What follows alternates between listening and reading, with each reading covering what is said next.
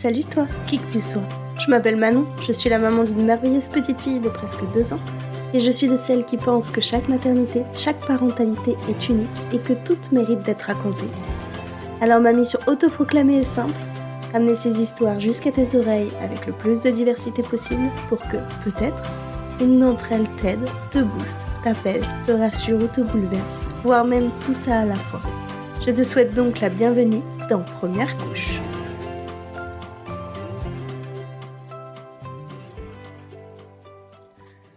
Pour ce 3e épisode, je suis très heureuse d'accueillir Flo, avec qui on évoque en vrac harcèlement moral au travail, absence de bienveillance d'une partie du corps médical, accouchement long, RGO, hypervigilance, sommeil bien plus que compliqué, freins buccaux, et j'en passe et des meilleurs. Bref, tout un programme, ou plutôt 5 ans dans la vie d'une mère. Salut Flo! Salut Manon. Merci d'avoir accepté de me confier ton histoire. Merci à toi, j'ai très hâte de discuter avec toi. Alors qui es-tu et d'où viens-tu? Alors, je viens de région parisienne et je vis toujours en région parisienne et alors niveau professionnel, je suis rédactrice web en l'occurrence, donc j'écris des articles pour des entreprises sur le web et je suis aussi autrice, donc c'est-à-dire que j'écris des livres. Génial, t'as écrit quoi? J'ai sorti un livre l'an dernier sur, un guide sur comment faire, des voyages longs, donc tout ce qui est, logistique, quitter son appartement et cetera. Le hasard a fait qu'il est sorti 3 jours après le début du premier confinement. Donc, Dommage. c'était pas le timing idéal pour un livre sur les voyages, mais c'est pas grave. Et puis ça a quand même pas trop mal marché, donc ça va. Et là, j'écris, enfin, je suis sur 2 autres livres qui sont cette fois-ci des essais. Et le premier qui sortira, donc ce sera en mai-juin 2022, ce sera sur l'allaitement. Donc j'ai très très hâte qu'il sorte. Là, je suis en train de le finir et j'en suis très fière. J'ai hâte de lire ça, parce que oui, je Ah, le merci. lirai. C'est gentil, merci.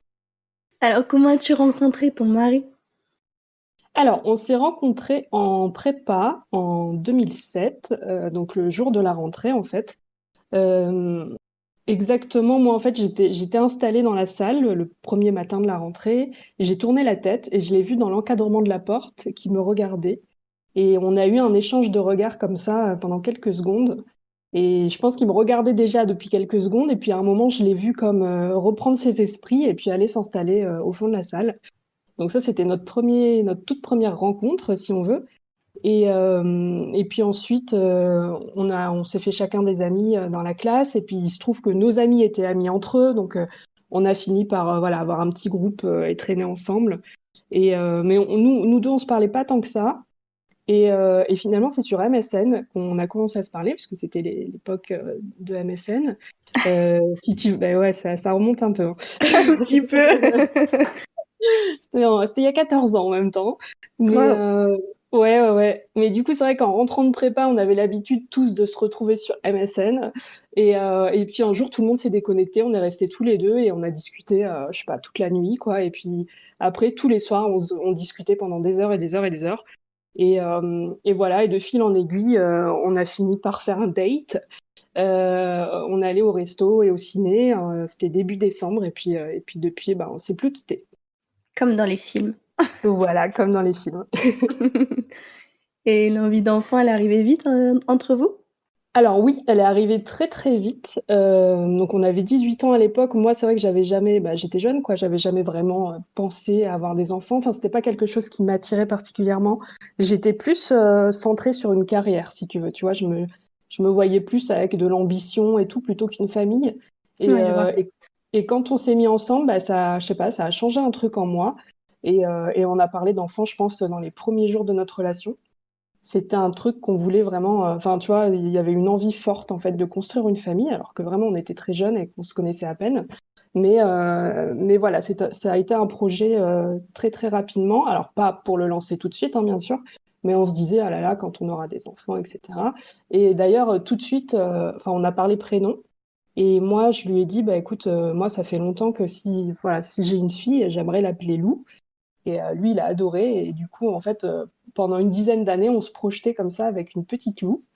Et, alors, c'est vrai qu'au début, on se disait, bon, on finit nos études et puis voilà, puis on fait un bébé. Et en fait, finalement, on n'a pas arrêté de repousser parce qu'après nos études, On est parti voyager aux États-Unis, au Canada. Ensuite, on est revenu en France, mais on est reparti vivre au Canada. Enfin, donc voilà, ça, c'est vrai qu'on a repoussé plusieurs fois en se disant non, bon là, c'est pas le moment, et puis on verra plus tard. Et finalement, quand on est rentré en France, on a retrouvé des boulots, on s'est installé dans un appartement plus grand, on s'est marié. Et là, on s'est dit, bah là, c'est le bon moment, donc on va essayer de faire un bébé. Vous savez faire des projets à long terme, vous, hein. Ouais, c'est vrai. Et alors, cette conception a été rapide, facile? Ouais, ça a été. Oui, oui. Alors en fait, on s'était fixé, je sais plus, une date comme ça, tu vois, parce qu'on devait partir en lune de miel à l'île Maurice. Et puis moi, je voulais pas être enceinte en fait pendant ce voyage parce que je me disais Ouais. voilà, j'ai envie de pouvoir boire, etc., faire des sports aquatiques. Et et finalement, alors je sais plus, j'avais calculé qu'en fait mes règles devaient tomber pendant le voyage. Donc je m'étais dit ah c'est dommage parce que tu vois moi j'avais un peu l'image de oh là là, on conçoit notre bébé en lune de miel, c'est génial, tu vois. Donc on Les s'est dit films, c'est ce que bon je disais. voilà, encore une fois. Mais le timing, voilà, faisait que ça pouvait pas tomber pendant ce, pendant ce voyage. Donc, on s'est dit, bon, allez, on avance nos essais d'un mois. De toute façon, c'est pas comme si j'allais tomber enceinte tout de suite. Et puis, en fait, bah, si, je suis tombée enceinte dès ce premier cycle. Donc, Forcément. j'étais enceinte à l'île Maurice. Tu l'as Et su tout de suite? bah, on l'a su là-bas, en fait. Ok. Ouais, en fait, j'étais censée avoir mes règles, je crois, dans l'avion ou genre le premier jour où on arrivait. Enfin, vraiment. Et j'avais quand même un petit peu des doutes déjà parce que je suis plus, j'avais des symptômes, tu vois. J'avais les seins qui me faisaient mal. Enfin, j'avais plein de trucs. Je me disais, bon, quand même, ça fait beaucoup. Donc, comme là-bas, on était dans un all-inclusive, donc, enfin, tu vois, dans un hôtel où tout est compris, mais un peu loin de ville ou quoi, je m'étais dit, ça va être compliqué de trouver des tests de grossesse là-bas. Donc, j'en ai pris avec moi. J'en ai pris 3, je crois. Et donc, alors je sais pas comment j'ai fait, mais j'ai eu du self-control. J'ai attendu, je crois, 4-5 jours avant de le faire. Donc 4-5 jours Ok, de je m'incline. retard. J'en suis incapable, moi, Et perso, hein. ouais, non, mais je sais pas ce qui m'a pris, mais bon, tant mieux. Je pense que tu vois, c'était aussi, on était, voilà, on était en vacances, on était bien, et puis j'avais autre chose en tête, quoi. Et donc j'ai fait quand même ce test. Alors, je me rappelle, c'était le 4 novembre 2016. Et il y a une petite barre très fine qui est apparue. Et j'étais même pas surprise parce que je m'y attendais finalement. Mais on était très très contents. C'est une jolie surprise de lune de miel. Ouais. Ah ouais, bah franchement déjà enfin, on est resté 2 semaines là-bas, c'était féerique, c'était génial et puis ça a contribué du coup au fait que vraiment ça soit un super souvenir pour nous, quoi. T'as quand même réussi à profiter de ta lune de miel.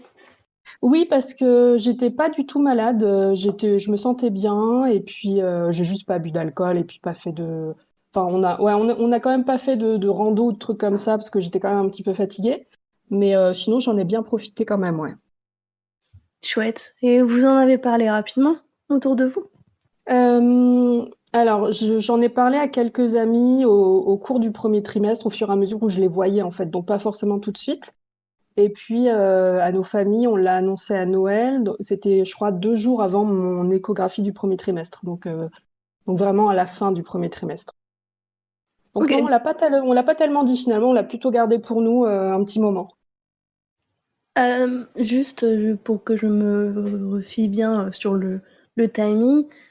Du coup, quand t'as su que t'étais enceinte, t'étais enceinte de combien de temps? Bah du coup j'étais au tout début hein, parce que j'étais à 4 jours de retard donc je sais pas ça devait être 4 semaines d'aménorrhée tu vois et puis le temps qu'on rentre de l'île Maurice je devais être à 6 semaines. J'ai fait une prise de sang pour confirmer et puis voilà c'était parti quoi. Mais par Ok. contre en rentrant de l'île Maurice j'étais épuisée. Alors au début je me suis dit bon c'est le jet lag tout ça même si bon il y a que 2 heures de décalage au niveau du voilà je perds mes mots tu sais enfin, il y a que 2 heures de décalage quoi. Et mais j'étais épuisée, quoi, épuisée, épuisée. Et en fait, bah, la fatigue ne m'a jamais quittée jusqu'à l'accouchement. Donc Ah oui!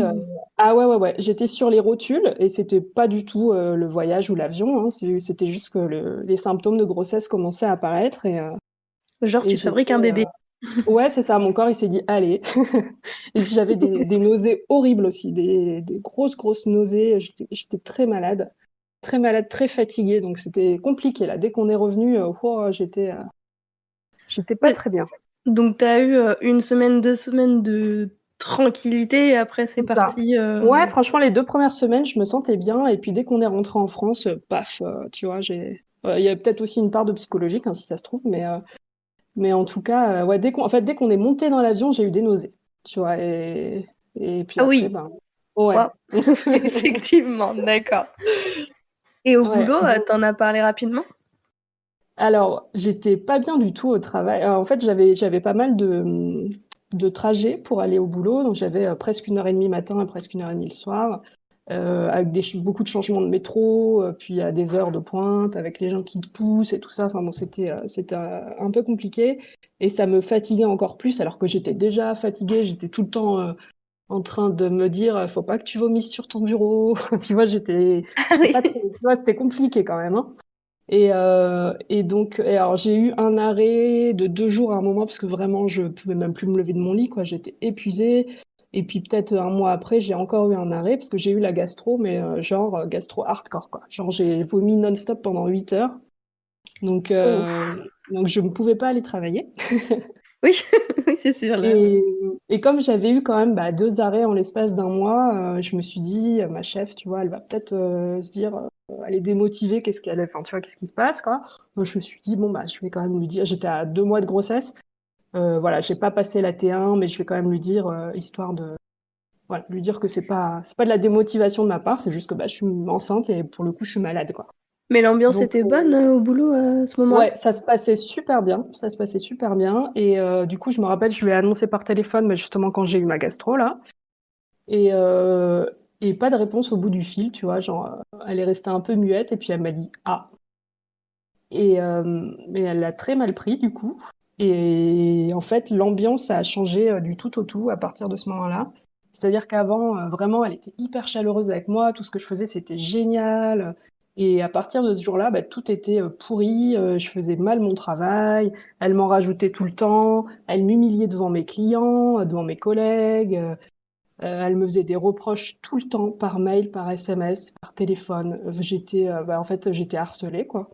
Et ça a été compliqué, surtout que, enfin, comme je te disais, j'étais vraiment épuisée. Donc, assez vite, j'ai demandé à faire du télétravail parce que c'était ça où je m'arrêtais, quoi. Clairement, Oui, je bah pouvais oui. pas faire mes 3 heures de trajet. En plus, j'avais des douleurs à l'utérus qui me pliaient en deux par moment. Enfin, je me suis déjà pliée en deux à Châtelet, en pleurs, avec tous les gens qui te poussent, qui te donnent des coups de coude dans le ventre pour monter dans le RER. Enfin, pour moi, c'était l'angoisse, quoi. Et Oui, donc ça se du coup, comprend. ouais, ouais, ouais. Alors du coup, tu vois, j'ai eu l'accord de ma chef pour faire du télétravail plusieurs jours par semaine. Et en même temps, elle me le reprochait, tu vois. Elle me disait, ouais, nanana, machine, elle a été enceinte, elle avait pas besoin de faire du télétravail. Oh, l'horreur. T'es enceinte, t'es pas malade. Enfin, tu vois, en mode j'abuse. Enfin, c'était des reproches tout le temps, de toute façon. Tout ce que je faisais, c'était nul. Fallait que je me remette en question. Elle me disait que j'avais pas envie de travailler, alors que je me démenais. Enfin, moi, j'étais concentrée là-dessus. Et en fait, assez vite, j'ai été super déprimée et super malheureuse. Et je pleurais du matin au soir. J'étais pas bien du tout. Je me sentais submergée, en fait. Et puis voilà, quoi. Enfin, ça a basculé vraiment à partir du moment où j'ai annoncé que j'étais enceinte, tout a changé, quoi. Et personne Et n'a pris ta comme, défense? alors non, enfin le truc aussi, c'est que comme j'étais en télétravail, c'était un peu vicieux parce que elle, si tu veux, elle me disait ça par SMS et par mail, donc les gens le Ouais. voyaient pas forcément, tu vois. J'en avais parlé un petit peu à des collègues dont j'étais proche, mais sinon non, j'ai jamais osé, tu vois, aller voir la RH par exemple pour lui dire. Parce qu'en fait, moi, j'avais pas trop conscience de ce qui se passait et j'étais dans un état de vulnérabilité vu que enceinte, quoi, donc. Et du coup, je me suis un peu renfermée sur moi-même et je me suis dit, voilà, c'est ma faute, je sais plus bosser. Enfin, tu vois, Ouais, bah oui, je comprends ouais, bien, ouais. je me suis culpabilisée en fait. Et c'est mon mari qui a eu, enfin, m'a fait prendre une conscience pour la première fois.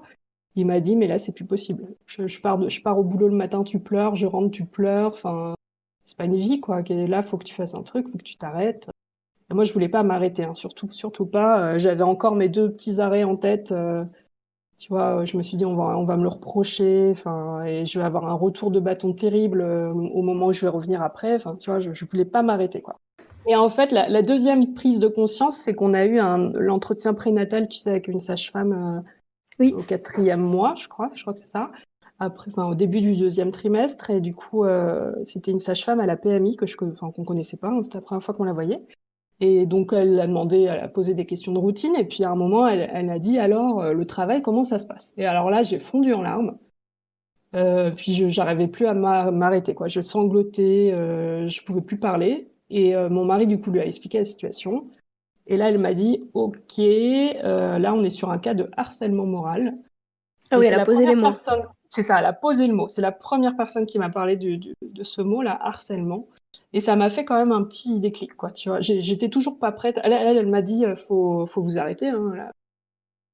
Faut vous arrêter. Elle a fait un courrier au médecin et tout ça en disant, attention, personne très vulnérable, tu vois, enfin, harcèlement, etc. Mais moi, j'étais pas prête à m'arrêter. Donc j'ai dit oui, oui, mais dans ma tête, c'était non, non. Je continue à travailler. Et ton mari, Et il en disait quoi après ça? bah, il me disait de m'arrêter, mais en même temps, il pouvait pas me forcer, tu vois. Donc, C'est pas faux. et mais en parallèle, j'avais quand même pris contact avec le CIDFF. C'est un centre juridique concentré vraiment sur les droits des femmes et qui permet de donner des conseils en fait, des juristes qui donnent des conseils gratuits aux femmes. Donc je les avais contactés et ils m'ont rappelé très vite en me disant effectivement là ça va pas, conservez tous les mails, tous les SMS pour avoir des preuves pour aller au prud'homme et il faut voir le médecin du travail et vous arrêter très vite. Donc là je me suis dit bon l'arrêt je suis toujours pas prête mais voir le médecin du travail pourquoi pas. En fait je pense que j'avais besoin qu'on me dise et qu'on me dise encore c'est pas normal tu vois parce que moi j'en étais toujours pas convaincue. Je Compte me disais légitime. ouais je me disais toujours c'est moi le problème c'est pas tu vois. Oui. Donc, ça a été compliqué pour trouver le médecin du travail parce que ça faisait 1 an que j'étais dans la boîte, j'avais jamais eu de visite médicale, ce qui normalement est pas normal. Et Oui, j'ai l'impression normalement, que c'est un peu partout pareil, ça, hein. oui, c'est voilà, c'est fréquent. Et puis normalement, les coordonnées du médecin du travail doivent être affichées dans les locaux, et c'était pas le cas. Donc, du coup, j'ai fait mes petites recherches et envoyé des mails à plusieurs cabinets de médecins du travail. Et puis, il y en a un qui m'a dit, ah ben oui, effectivement, on s'occupe de votre entreprise.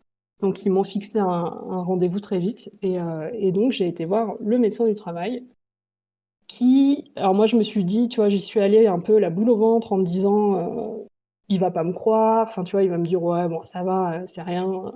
Retourner au boulot et puis c'est tout, quoi, on n'en parle plus. Et pas Et ce du tout. qu'avaient Il voulu te faire m'a croire, ceux qui te harcelaient, en Mais fait. c'est ça, bah, c'est ça. Et en fait, pas du tout. Il m'a pris au sérieux et enfin, tu vois, il avait un air très grave, très catastrophé presque. Et il m'a dit qu'en fait, l'entreprise était connue pour poser des problèmes de ce genre et enfin, qu'il était inquiet pour moi et que là, il fallait que je m'arrête. Alors pareil, j'ai dit OK et puis dans ma tête, je me disais non, non, tu vois. Et en fait, bah, il m'a pas laissé le choix parce que le médecin de travail peut pas prescrire d'arrêt, mais il a envoyé un mail à la RH de ma boîte pour dire elle ne retournera pas au travail. Vous recevrez un arrêt aujourd'hui, elle va voir son médecin. Ah oui! Donc Ah, je savais pas qu'ils pouvaient faire ouais, ça. ouais, ouais, il peut faire ça. Alors là, je me suis dit bon C'est bah je bien. suis coincée, hein. Ouais, c'est bien, mais sur le coup j'étais, tu vois, j'étais saoulée, hein. Oui, j'imagine, oui. Mais bon, du coup, bon bah j'ai été obligée d'aller prendre rendez-vous chez un médecin dans la foulée, hein. Il m'a dit tout de suite là, vous sortez du cabinet, vous allez chez le médecin. Mais dans ma tête, je me disais toujours, de toute façon, je finis ma journée, tu vois, je vais pas les lâcher comme ça. Et donc, je suis allée chez le médecin et c'était la remplaçante de mon médecin, donc je l'avais jamais vue. Et pour le coup, elle m'a pas pris au sérieux du tout. Elle m'a dit, oui, c'est rien, c'est pas grave, allez, au pire, je vous arrête 2 jours et puis vous y retournez, et puis voilà, quoi. Et Ah oui, le double discours. ouais, complètement. Et du coup, j'avais toujours cette lettre de la sage-femme et j'avais une lettre du médecin du travail aussi qui disait attention, très important, il faut l'arrêter jusqu'à la fin de la grossesse. C'est primordial pour protéger, enfin pour la protéger et son bébé, tu vois. Et puis malgré ça, elle prenait pas au sérieux, quoi. Enfin, je pense qu'en fait, elle voulait pas me donner d'arrêt parce que, alors je crois que c'est plus le cas, mais à l'époque, même pour les femmes enceintes, c'était compté par la Sécu et puis ça faisait mauvais genre, quoi, de donner trop d'arrêt. Ouais. Donc, mais bon, finalement, j'ai quand même convaincu de m'arrêter 1 mois. Et elle m'a dit, bah, par contre, moi, je vous renouvelle pas, hein, c'est hors de question, vous irez voir quelqu'un d'autre. Donc, Ah j'avais mon oui? arrêt, mais pour 1 mois. Voilà. Ouais. Donc voilà. Et puis, le médecin de travail m'avait dit, surtout, vous n'avez plus de contact avec votre entreprise et vous changez de travail après. Vous reprenez pas dans cette boîte, quoi. Donc voilà. Donc, j'étais en arrêt. j'ai quand même fini ma journée. Coûte que coûte. Et ouais, et j'ai fait, tu sais, un document de, je sais pas, 10 pages pour que quelqu'un qui me remplace puisse faire mon taf, quoi, en fait. Tu vois, Hmm. conscience professionnelle jusqu'au bout. Mais ouais. Et j'ai prévenu mon client, je travaille pour un client, qui ne m'a jamais répondu à mon mail. Hein. Je lui ai dit, je pars en arrêt pour complications au niveau de ma grossesse. Je n'ai pas expliqué plus que ça, mais voilà. Et il m'a pas répondu. Ma chef m'a juste dit, ouais, tu finis la semaine, j'espère. Et c'est tout. Waouh. Et voilà. Ouais, ouais, ouais. Mais là, j'ai commencé à me dire, ok, c'est peut-être pas que moi, tu vois. C'est bon. Là, ils sont Oui, pas sympas quand même, tu vois. c'est clair. Ok. Donc voilà. Ouais. Et du coup, un mois après, t'as réussi à retrouver quelqu'un pour te... Ouais, je suis allée voir bah, mon médecin là pour le coup qui m'a, mais pareil, elle m'a dit je vous fais un mois mais pas plus. Faudra aller voir votre gynéco. Et la gynéco m'a ensuite reprolongé jusqu'au congé maternité. Mais en fait, tout le monde était très saoulé quoi. Tout le monde se disait ouais, on se renvoie la balle, mais c'est pas cool. Tout ça c'est pour pas avoir des arrêts, toi trop d'arrêts au niveau de la sécu. Mais moi, au final, j'étais ballottée et si tu veux, à l'approche de chaque fin d'arrêt, j'étais trop mal, quoi. J'étais très angoissée. Je me disais, je vais devoir y retourner, c'est pas possible. Mais c'est ouf ce Enfin, système. Enfin... ouais. Enfin, clairement, ça m'a pas aidé à, tu vois, à me détendre et à essayer de mettre ça derrière moi, en fait. Parce que si tu veux, j'ai pas investi ma grossesse de tout ce temps-là. Tu vois, je pensais même plus que j'étais enceinte, tu vois. Enfin, j'étais tellement Ouais, t'étais angoissée. concentrée. Ouais, j'étais Hmm. très angoissée et puis j'étais concentrée sur le boulot et tous les problèmes afférents. Et quand ta gynéco t'a remis en arrêt, donc cette fois tu Mm. savais que c'était jusqu'à la fin de ta grossesse, Ouais. c'est à quel terme? Enfin, t'en étais où? Alors, quand j'ai le premier arrêt, j'étais au milieu de la grossesse, donc là, le dernier arrêt, je devais être au 7e mois, je pense, ou 8e mois. Enfin, j'approchais quand même vraiment de la fin. Et Ah oui, donc t'as vécu quasiment toute ta grossesse dans un contexte horrible en fait. bah ouais, une grosse partie, ouais, ouais, ouais. Enfin, surtout la première moitié, du coup. Et la deuxième moitié, bah, j'ai essayé de me reconnecter à mon bébé et de faire connaissance avec elle et de m'investir un peu dans cette grossesse, quoi. Mais franchement, ça a été un long travail, hein. J'ai eu du mal au début, j'étais angoissée tout le temps. Tu vois, même si je travaillais plus, j'étais angoissée tout le temps, j'avais une boule dans la gorge. Ah, l'idée d'y retourner. Ouais, et puis enfin oui, déjà, je pense que si j'avais été arrêtée jusqu'à la fin, j'aurais pu quand même être un peu soulagée. Donc c'est vrai qu'il y avait ça, et puis en même temps, juste il fallait que je digère en fait. Et Ouais. ça, c'était long. Donc ouais. Et petite parenthèse, après tout Mhm. ça, toute ton expérience de la parentalité, après l'arrivée de ta fille, t'as fait quelque chose contre cette boîte? Non, alors j'ai demandé une rupture conventionnelle quand elle avait 3 semaines. Mais j'étais flippée de la demander, j'étais pas bien du tout. Et en fait, j'ai eu la RH au téléphone qui se doutait quand même d'un truc, hein, parce qu'elle avait été toute mielleuse quand j'étais partie en arrêt en me disant bon, enfin, tu vois, je pense qu'elle se doutait. Et donc là, je l'ai re-eu au téléphone en lui disant je veux une rupture conventionnelle. Alors au début, elle a essayé de me dire oh c'est bon, tu sais, normalement t'aurais pas dû partir en arrêt, c'est pas normal. Être enceinte, c'est pas, on n'est pas malade, nanani, machin. Dans la Et là, continuité? voilà. Et là, je lui ai dit, non, mais machine m'a harcelé. Tu vois, j'ai remis le truc dans le contexte en disant quand même, le médecin du travail a parlé d'harcèlement, la sage-femme aussi. J'ai dû avoir un suivi psychologique ensuite, etc. Tu vois. Et là, elle s'est dit, OK, bon, bah, je reviens vers toi. Et puis le boss, en fait, a dit, oui, oui, OK, pour la rupture conventionnelle, quoi. Je pense Ouais, ils ont il voulait senti. pas Ouais. d'ennui. Donc, Hmm. on va dire que c'était un peu tacite. On s'est dit, voilà, moi, je les poursuivais pas et eux, ils acceptaient que je m'en aille, quoi. Mais Ok. par contre, ils m'ont pas fait de cadeau, hein. Ils m'ont rien donné comme indemnité, rien du tout. Ils ont tout refusé. Ouais. Ça, Bah, c'est vraiment pas cool, mais bon, tant dans pis. la continuité de leur comportement de Voilà. base, quoi. Ouais, c'est ça, c'est ça. Ok, bon, retour du coup quand t'as été En arrêtée par arrière, ta gynéco. voilà. La fin de ta grossesse, ça a été plus serein? Ouais, à partir du moment où je savais que j'y retournerais pas, ça a été plus serein. Et puis moi, je commençais à me sentir un peu mieux aussi physiquement. Je dirais les 2 dernières semaines, je me sentais bien en fait, j'avais plus de fatigue. C'est le seul moment de ma grossesse où je me suis sentie en forme. C'est Et court sur 9 mois. Ouais, c'est court, mais en plus, c'était l'été et tout. Donc, si tu veux, enfin, j'en ai bien profité, quoi. J'étais contente, je me sentais bien. Je sortais dehors, j'étais en petite robe, on voyait bien mon ventre, les gens étaient gentils avec moi. Enfin, tu vois, c'était vraiment, j'ai l'impression d'avoir le glow de la femme enceinte, tu sais. Ouais, J'étais je un peu vois. sur un nuage, quoi. À toute fin, j'étais très bien. Et par contre, j'ai été en menace d'accouchement prématuré à 34 semaines d'aménorrhée. J'avais mon col qui était déjà ouvert à 1. Et donc, du coup, de 34 à 37, j'ai pas eu le droit de sortir de chez moi, quoi. Je suis restée. Alors, j'étais pas alitée, mais j'étais assignée à domicile, on va dire. J'avais pas le droit de sortir, quoi. Donc, pendant 3 semaines, je suis restée chez moi. Mais du coup, après, voilà, c'était d'autant plus la liberté. Ouais, t'en Et as voilà, bien profité c'est ça. derrière. En été, en Ouais, plus, ouais, c'est cool, du coup, pour pouvoir ressortir après. ouais. Ouais, c'est ça. Voilà, ça, c'était cool qu'il fasse beau et tout. C'était vraiment très agréable. Et, euh, et du coup, bah, on va parler de l'accouchement, je pense. Eh ben oui, c'était ma prochaine question. Et cet accouchement? Alors, j'avais des contractions. J'ai eu des contractions 3 week-ends de suite, mais alors juste le week-end. Et je pense que c'est mon corps qui s'est dit, il faut à tout prix que mon mari soit là, tu vois. Donc, il se mettait en travail, enfin, bon, plus ou moins en pré-travail, on va dire, tu vois, juste le week-end. Et le troisième week-end, donc à nouveau de contractions. Donc, je me suis dit, ouais, bon, maintenant j'ai l'habitude, tu vois, il va rien se passer.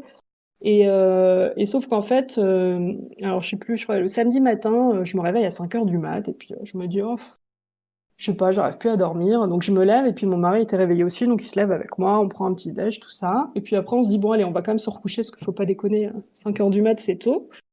Et je me lève du canapé et là, plouf, je sens un truc. Je me dis c'est bizarre, est-ce que j'ai fissuré la poche? Donc je fais des squats, tu vois, je tousse et tout pour voir si ça ressort. Et rien du tout. Il y avait plus d'eau qui sortait quoi. Donc je me suis dit bon bah fausse alerte, c'est pas grave, je me recouche.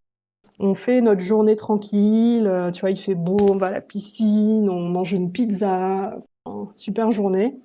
Et au moment de me coucher, donc il est minuit, pareil, je me lève du canapé et là, splouch, un peu plus d'eau que le matin, tu vois. Et là, je me dis, bon, quand même, là, c'est sûr, c'est une fissure, tu vois. Puis là, pour le coup, ça continue à couler. Donc, on commence à préparer les affaires et tout. Et en fait, on n'a pas de voiture, donc j'ai appelé mes parents. Voilà, on avait convenu qu'ils nous emmèneraient à la clinique. Donc j'appelle mes parents en disant bon, pas de panique, hein, mais c'est pas urgent, mais il va falloir quand même aller à la maternité parce que j'ai sans doute fissuré il y a 20 heures. Donc ça commence à faire un petit peu quoi. J'avais pas de contraction hein, plus que ça, mais tu sais, normalement, au bout de 12 heures, il faut contrôler parce que si t'as vraiment enfin, si t'as fissuré la poche, il te faut un traitement antibiotique. Oui, oui, c'est ce qui s'est passé Voilà. pour moi aussi. Aussi, ouais, ben voilà. Donc du coup, on est allé à la maternité, et donc ils ont confirmé effectivement la poche est fissurée, ils m'ont donné un antibio. Donc là, il était peut-être 2 heures du matin et ils m'ont dit bon, allez vous coucher et enfin dans une chambre, hein, pas chez nous. Et à 8 heures, on déclenche. Donc ok, bon Ah oui, bah directement?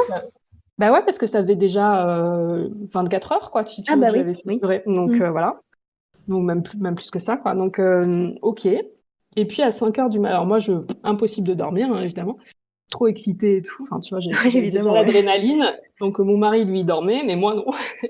Et, euh, et à 5 heures du mat, je me retourne et là, je pars et je vois des vagues, tu sais, comme dans le tableau de la vague de Kawasaki, là, tu sais. Oui, Je je vois vois. vraiment Mm. ça sortir de mon corps, genre des vagues, quoi. Ouais, je me dis, Oh, ok, super impressionnant. tu m'étonnes. Et là, du coup, je me dis, bon, bah là, j'ai dû perdre les os totalement. Et puis, dans la foulée, je commence à avoir hyper mal, genre des contractions, mais tu vois, j'avais rien ou vraiment des toutes petites contractions que je sentais à peine. Et là, d'un coup, c'est monté puissance 10, quoi. 10 sur 10, on va dire, tu vois, niveau douleur. Donc, j'ai tout de suite réveillé mon mari en mode, j'ai super mal, là, faut qu'on aille voir, enfin, faut qu'on fasse contrôler. Et donc, du coup, on est allé voir les sages-femmes, tout ça. Donc, qui ont confirmé que j'avais percé la poche, que le travail s'était bien lancé et que du coup, il n'y aurait pas besoin de déclenchement. Donc ça, c'était cool. Donc on est retourné dans notre chambre et puis on a commencé voilà, à gérer le travail tous les deux. Donc je soufflais, il me massait dans le dos. On gérait assez bien comme ça. Et puis au bout de quelques heures, il y a une infirmière, je pense, qui est venue pour me demander si j'avais des restrictions alimentaires. Alors moi, j'étais pas capable de parler, donc mon mari lui a répondu. Alors ça a peut-être duré genre 5 minutes, même pas. Mais en fait, moi, mes contractions, elles étaient toutes les minutes. Donc, j'avais peut-être 20 secondes de répit entre chaque contraction. Et c'était Intense. vraiment d'une douleur horrible. Enfin, vraiment, tu vois, j'étais passée vraiment de 0 à 10, quoi, en termes de Ouais. douleur. Et alors, tant qu'on gérait tous les deux, j'étais dans ma bulle. Mais là, comme il est parti 5 minutes, j'ai complètement perdu pied dans la douleur et enfin, ma bulle a explosé, quoi. Et du coup, là, d'un coup, je supportais plus. J'avais trop mal et je me suis mise à pleurer et tout. Enfin, j'en pouvais plus. Donc, alors d'abord, ils m'ont mis sous la douche. Ils m'ont dit, vous restez 2 heures s'il le faut. Parce que j'avais pas le droit au bain, vu que j'avais fissuré. Enfin, je sais que ça dépend de maternité, mais dans celle-ci, j'avais pas le droit. Et donc, je suis restée 1 heure sous la douche. Et puis, à la fin, je commençais enfin, tu sais, limite à m'évanouir tellement j'avais les jambes gonflées, en fait, tu sais, avec la vapeur d'eau et tout ça. Ouais. Donc, on a arrêté, mais du coup, j'avais super mal. Donc, du coup, on m'a mis en salle de naissance et ils m'ont donné du Nubin. C'est un genre de gaz hilarant qui, normalement, atténue un peu la douleur. Alors, chez moi, ça n'a pas atténué la douleur, mais ça l'a... Enfin, on va dire que si, ça l'a un peu atténué, mais ça l'a rendu non-stop. En fait, j'avais plus mes 20 secondes de répit. Donc, Oui, donc j'avais ça a un peu empiré moins... les choses au final. Bah ouais, enfin tu vois, c'était un peu moins douloureux, mais c'était tout le temps la douleur. Donc bon, au Ouais. final, c'était pas mieux. Par contre, j'étais complètement shootée. Donc je pense que ça a aidé quand même. Enfin, du coup, j'ai pu tenir peut-être 1 heure ou deux en plus. Et en fait, pourquoi je devais tenir tout ça, j'ai pas expliqué, mais c'est parce que mon col ne s'ouvrait pas. Donc si tu te souviens bien, j'étais ouverte à 1 à 34 semaines, donc 5, 6 semaines plus tôt. Et Ouais. là, j'étais toujours ouverte à 1, malgré, Ah oui, donc pas malgré les du tout contractions. efficace. Voilà, le col ne s'ouvrait pas du tout. Et, euh, et du coup, donc j'ai eu ce Nubin pendant 2 heures. Et puis, alors je délirais un petit peu, je racontais un peu n'importe quoi. Et je me souviens que je disais tout le temps le mot vintage. Donc je parlais à mon mari, je lui disais oui, tu sais, les animaux vintage, les robes vintage. Enfin, je sais pas ce que je disais, mais clairement j'étais plus trop là, quoi. Mais j'avais mal quand même. Et, et donc pareil, je recommence à pleurer de douleur. Enfin, j'en pouvais plus, quoi. Ça faisait 11 heures que j'avais ces contractions hyper douloureuses et toutes les 30 secondes, là. Donc je tenais plus, clairement, mes limites étaient complètement atteintes. Et là, ils ont eu pitié de moi. Ils m'ont dit, bon, vous êtes à 2, mais on va vous mettre la péri. Et je pense voilà, ils se sont dit, la pauvre, quoi. Par contre, du coup, en me la mettant, ils m'ont dit, par contre, enfin, il y a de très fortes chances que du coup, vous ayez une césarienne, quoi. Ah oui. Ouais, bah ouais, parce que la mettre si tôt, la péri, si tu veux, enfin, je sais pas. Enfin, en tout cas, eux, ils étaient convaincus que j'aurais une césarienne, mais moi, je m'en foutais, tu vois. J'étais là, oui, oui, pas de souci, du moment que je T'avais juste souffre mal. plus. Hmm. Ouais, c'est ça, je voulais juste que ça s'arrête, quoi. Donc j'ai eu la péri, ça a très bien marché. Et, euh, et donc là, on a attendu, alors je crois que... Alors là, le col s'est dilaté, par contre. Donc ça, c'était une super nouvelle. Alors, ils m'ont mis un petit peu d'ocytocine aussi, je pense. Mais le col s'est dilaté. Et 5 heures plus tard, j'étais à dilatation complète. Ah oui, ça a été rapide après. Ouais, ça a été rapide. Ouais, ouais, ouais, à ce moment-là, ouais. Et d'ailleurs, je me souviens qu'à un moment, alors je sais plus, je devais être à 7. Mon mari est parti manger. Et puis, juste à ce moment-là, je me dis, oh, je sens que ça pousse et tout, tu vois. Genre, je peux pas être à 7, c'est pas possible. Enfin, je dois être à plus et tout. Donc, je lui dis, dépêche-toi et reviens parce que quand même, là, j'ai l'impression que, tu vois, ça va s'accélérer. Et je rappelle la sage-femme, elle me dit non mais je viens de venir, me rappelez pas. Et là, elle dit ah vous êtes à 10, ok. Wow. Et, D'accord. et je dis bah du coup on fait quoi? Elle m'a dit non non mais attendez hein, c'est votre premier, je reviens dans 2 heures. Là c'est pas parce que vous êtes à 10 que vous allez pousser tout de suite. Donc je me dis bon bah ok. Et je la rappelle quand même très très vite. Et là entre-temps mon mari est revenu tout ça. Et donc pareil elle est un peu saoulée, elle me dit non mais madame c'est bon quoi, tu vois faut arrêter de m'appeler. Et donc elle check quand même, et là elle me dit ah bah en fait c'est bon, bah je m'installe et puis on y va. C'est bien les pros Donc qui font confiance c'est aux ça, femmes ouais, ouais, qui ouais, sont en train d'accoucher. exactement. Donc elle s'installe et puis je commence à pousser et je pousse pendant 30 minutes. Et alors à la fin elle me dit, enfin tu vois le truc classique qu'on dit à beaucoup de femmes, c'est bon alors là si vous mettez pas tout ce que vous avez, j'appelle le gynéco. Ouais, le coup de C'est pression voilà, classique. c'est ça, le coup de pression classique. Donc là, parce que moi j'avais l'impression de pousser mollement, tu vois, tu vois, enfin je sais pas, j'avais Hmm. aucune force, j'avais l'impression que ça servait à rien ce que je faisais. Donc, j'ai continué à pousser mollement, hein. Mais apparemment, ça a suffi. Et elle m'a dit, je vous donne un petit coup de pouce, arrêtez de pousser. Donc là, je savais que ça voulait dire épisiotomie, sauf qu'elle me l'a pas dit clairement, tu vois. Et, Ok. et puis elle m'a dit, il y a une toute petite complication, mais c'est rien du tout, vous inquiétez pas. Et là, je me suis dit, ah, elle doit avoir le cordon autour du cou. Et effectivement, c'était ça. Mais franchement, j'étais tellement sonnée que je m'en foutais. Enfin, tu vois, tout ce qu'elle me disait, je comprenais, mais tu vois, il fallait juste que voilà, mon bébé sorte. Ouais, mais Et elle puis t'a voilà. jamais dit les choses clairement au final. Non, non, non, je pense qu'elle voulait. Alors, pour l'épisiotomie, je trouve que c'est pas cool parce que, tu vois, enfin, c'est quand même. Faut quand même le dire, quoi. Mais je pense qu'elle voulait pas m'effrayer, en fait. Hmm. Et à ce moment-là, il y avait un gros, gros orage. Et donc, ma fille est née sur un coup de tonnerre, genre littéralement, quoi. Wow. Jolie Donc, image. c'est ça, c'était un peu, je pense, une métaphore de ce qu'on allait vivre après, tu vois. Mais bon, donc voilà, donc Lou était née et on me l'a mise sur moi, mais moi j'étais un peu, enfin j'étais vraiment dans le pâté, tu vois, oh là là, j'étais sonnée et tout. Alors pas par la péri parce qu'il l'avait coupée avant la poussée, mais par les 40 heures qui venaient de s'écouler en fait. Hmm. Donc Par j'étais, l'effort. et ouais, par l'effort et tout, et puis le manque de sommeil, hein, parce que j'avais pas dormi depuis 2 jours. Et du coup, j'ai pas eu de vague d'émotions, je me suis pas sentie, tu vois, émue, heureuse. Et je me suis un Ouais. peu dit, bon, ok, bon. Alors, je me suis dit, c'est pas anormal parce que j'avais sans doute dû le lire, en fait, que ça arrivait. Mais j'étais quand même un peu étonnée. Je me suis dit, tiens, c'est pas le plus beau jour de ma vie. Je suis pas hyper heureuse de rencontrer ma fille, tu vois. Mais bon, ok, pourquoi pas. Et donc, on me la met sur moi. Je sais plus trop. Je pense que je la fais téter sur le cou. Et puis, pendant ce temps, il y a la gynéco, donc, que je n'avais pas vue jusqu'ici, qui arrive et qui commence à me recoudre. Sauf que je sens tout, j'ai hyper mal, donc je lui dis.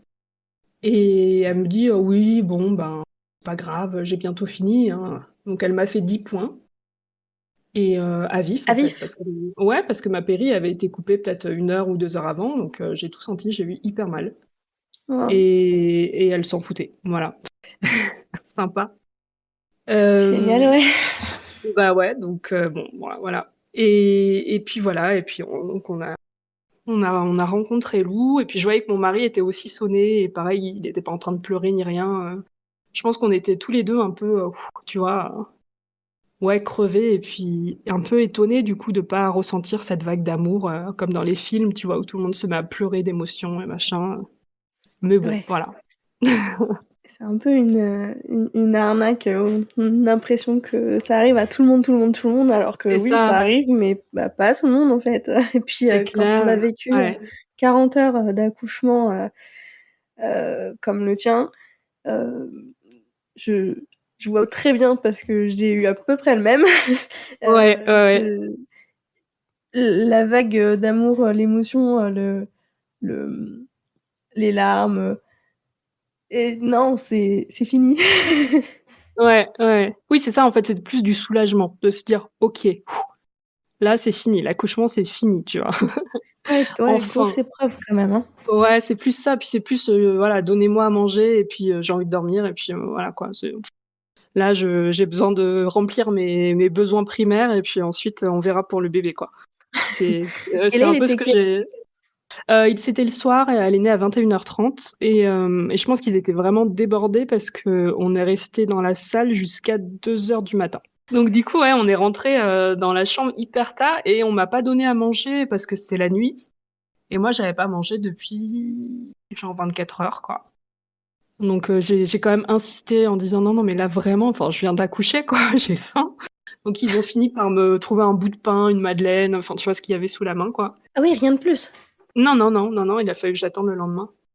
Mais ouais, Waouh. non, pas cool. Non, mais pas cool l'expérience globalement dans cette maternité. Bah, justement, d'ailleurs, le séjour à la maternité, tu y es resté combien de temps? Enfin, vous y êtes resté Alors, combien de temps? on est resté que 2 jours. Enfin, du coup, attends, j'ai accouché le dimanche soir et on est sorti le mercredi matin. Donc, 3 nuits, 2 jours Ouais. complets. On est sorti vite parce que j'ai fait pression pour sortir vite. Je me sentais trop trop mal là-bas, donc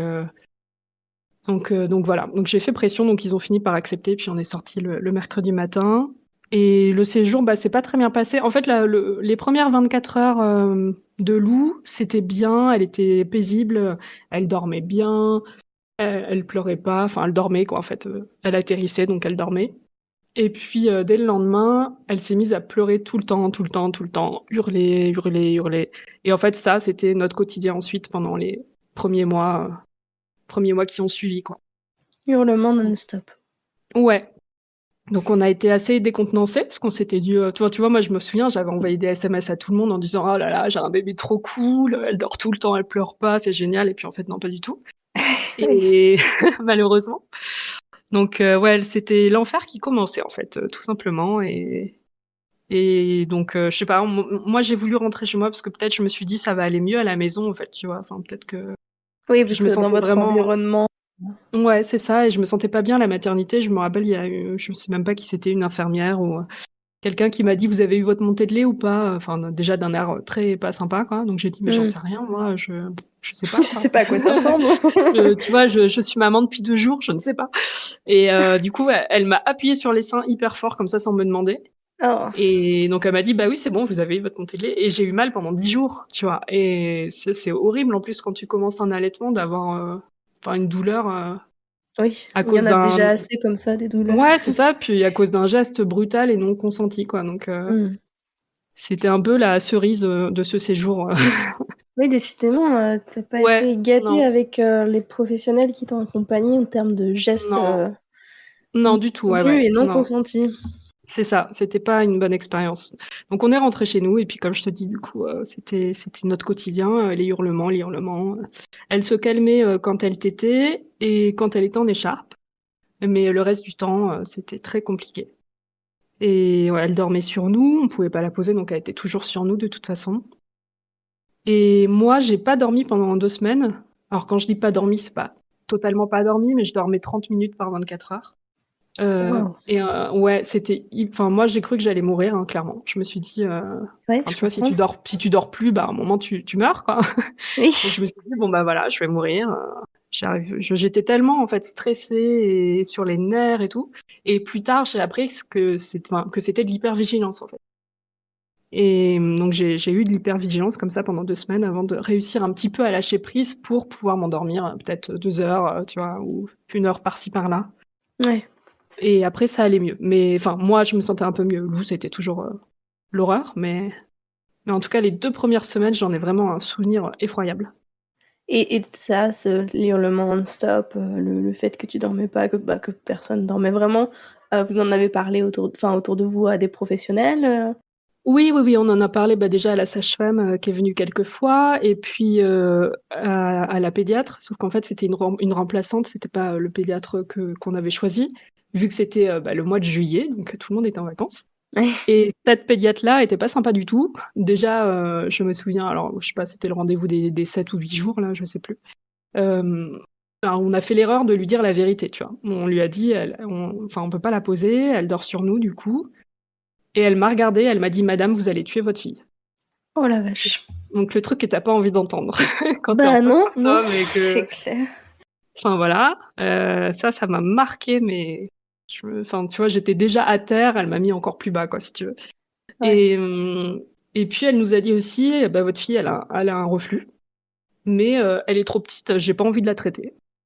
J'ai pas Donc envie de la traiter. Ah, de la trai c'est ouais, c'est ça, j'ai pas envie intéressant. de la soigner, elle est trop petite pour prendre des médicaments, donc on va la laisser souffrir, quoi.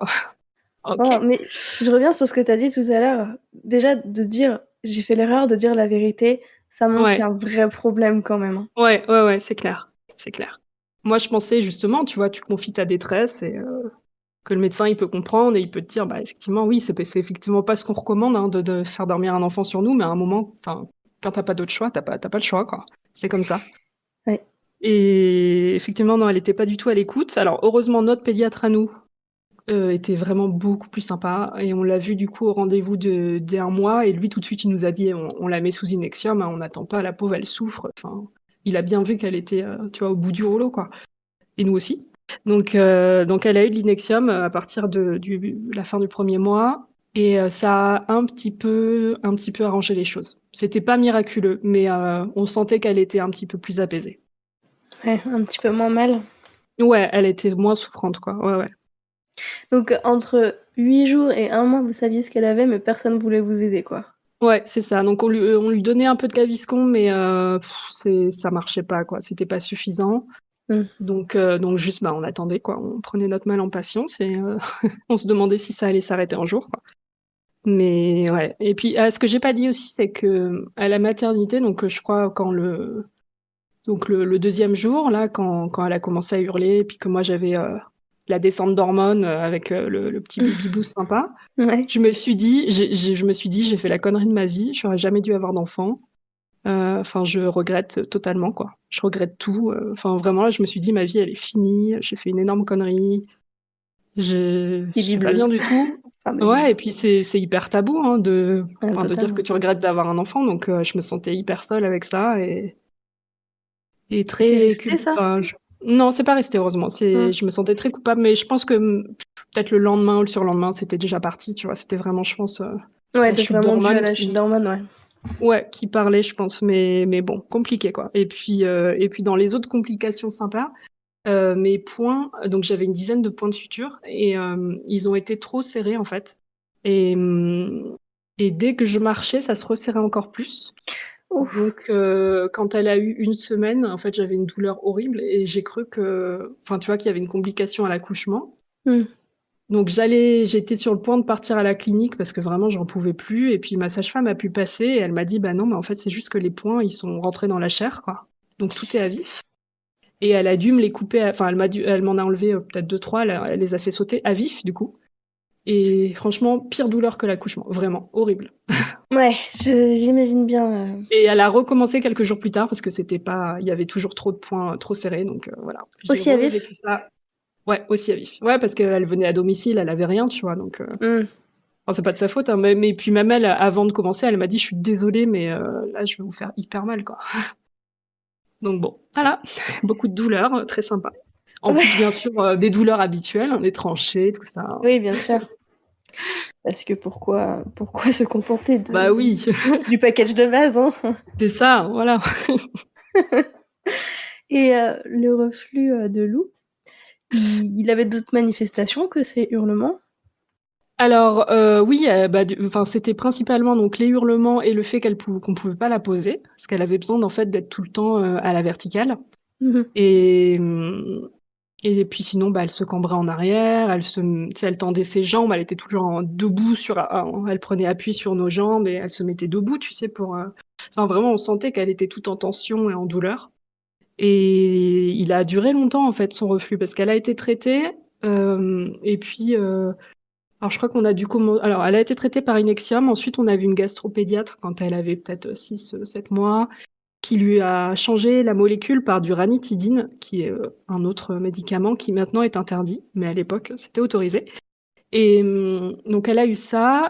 À 1 an, on a essayé de diminuer la dose, puis de l'arrêter, puis ça n'a pas marché. Elle recommençait à avoir très mal.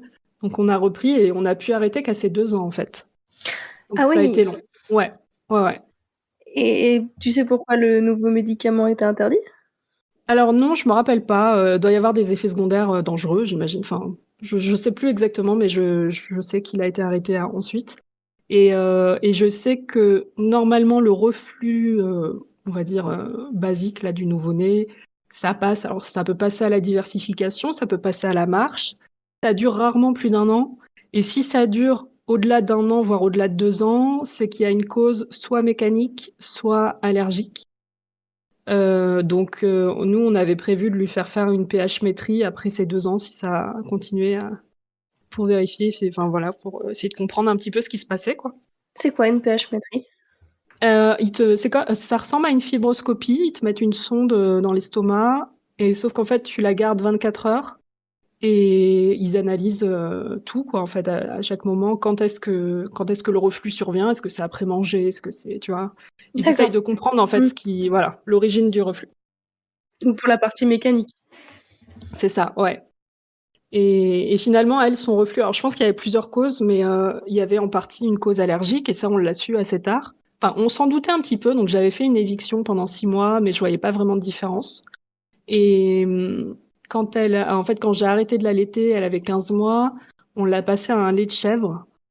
Et justement, chèvre, en se disant, bon, vache, tu vois, on a l'impression qu'elle digère pas trop bien, donc on va prendre du chèvre. Ah oui, vous Et suspectiez une allergie aux protéines ouais, de lait de vache? ouais, parce Ok. qu'on on nous en avait parlé, tu vois, on nous a dit c'est quand même pas rare que le reflux ça soit lié. Et puis moi-même je digère pas très bien, donc le lait de vache, Hmm. donc voilà, on avait quand même une petite idée là-dessus. Et c'est vrai qu'en passant au lait de chèvre, donc elle en a eu quelques mois, elle a perdu du poids, elle a perdu plusieurs kilos et elle a plus grandi. Mais genre ses courbes, enfin tu vois, elles se sont cassées la gueule quoi, alors qu'elle avait une super croissance depuis la naissance. Et surtout, elle a commencé à être malade tout le temps, alors qu'elle l'avait jamais été en 15 mois. À Et partir du du coup, moment où vous l'avez passé au lait de chèvre. ouais, c'est ça. Ok. Et du coup, notre gastropédiatre a dit, de toute façon, on peut pas faire. Enfin, elle avait eu des tests allergènes là, tu sais, mais c'était pas concluant. Enfin, tout était négatif. Mais la gastro nous a dit, sous 3 ans, les tests sont pas, enfin, de toute façon, sont pas fiables. La seule façon de savoir s'il y a une allergie, c'est les symptômes. Donc là, elle nous a dit, c'est clair, elle supporte pas le lait animal, donc on repasse à un lait végétal. Et puis voilà. Et puis effectivement, tout s'est très bien passé. Ses courbes ont repris et elle a arrêté d'être malade. Et là, elle avait quel âge? Elle avait 18 mois quand on l'a passé au lait végétal du coup. Et à partir de ce moment-là, ça a été mieux? Ouais, ça a été mieux. Ouais. Là, enfin, c'était. Globalement, Elle je a veux dire. repris. Bah, de toute façon, ça allait mieux. Enfin, tu vois, il y a eu du mieux de façon très progressive.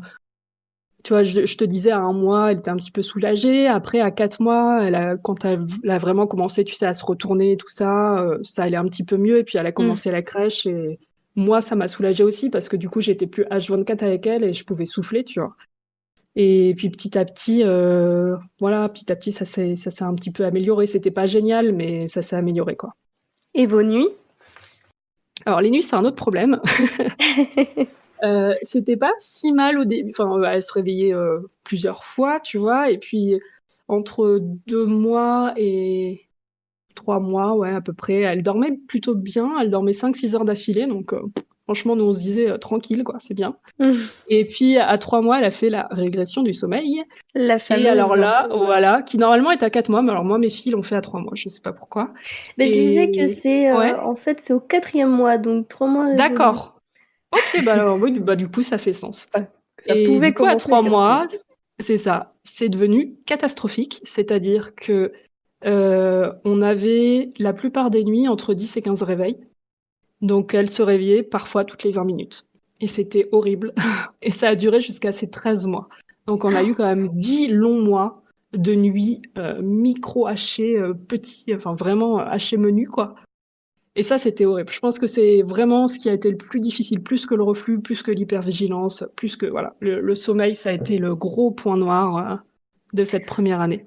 Donc vous aviez les nuits debout et les journées de hurlements.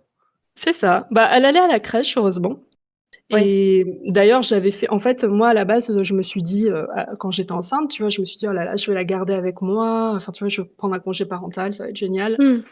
Et en fait, dès qu'elle a eu 2 mois, moi, j'ai appelé toutes les crèches en disant, prenez-la, je vous en supplie. Enfin, tu vois, j'en pouvais plus, quoi. Et on a eu une place pour ces 4 mois et demi, heureusement. Donc, et franchement, ça nous a fait beaucoup de bien, toutes les deux. Oui, j'imagine. Et ça se passait bien à la crèche? Ouais, ça se passait très bien, ouais. Et je pense que ça l'a aidée justement aussi, parce qu'elle était pas, elle était plus toute la journée avec une maman, tu vois, qui se morfondait, qui était pas bien. Là, elle voyait d'autres enfants, elle était avec des gens qui Ouais. étaient reposés, tu vois, qui dormaient la nuit. Donc non, je pense que ça lui a fait beaucoup de bien, ouais. Ok, donc une première année cauchemardesque et une deuxième Ouais. année difficile.